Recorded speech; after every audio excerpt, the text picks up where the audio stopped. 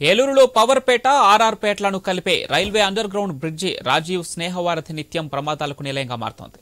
ఈ సమస్య పరిష్కారానికి ఎమ్మెల్యే, మేయర్లు ప్రత్యేక చొరవ తీసుకున్నారు.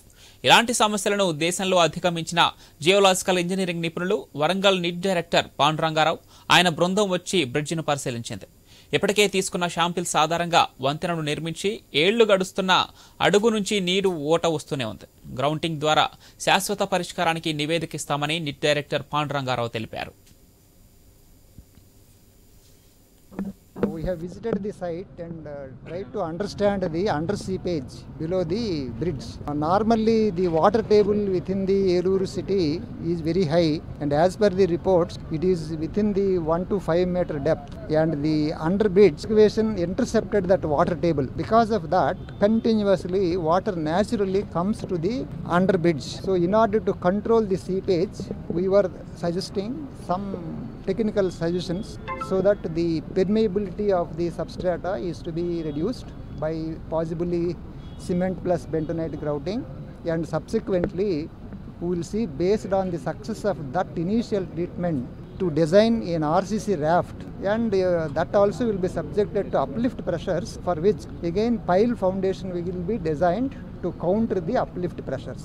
ఇప్పుడు రమణమూర్తి గారు చెప్పినట్టుగా గ్రౌండ్ వాటర్ టేబుల్, ఇందులో ground water there are 2 varieties. One is artesian ground water, the other is normal ground water. ఇదంతా కూడా normal ground water irrigation canals నుంచి, డ్రైనేజ్ కెనాల్స్ నుంచి వచ్చేటటువంటి సీపేజ్, ఈ సీపేజ్ని మనం కంట్రోల్ చేయాలి.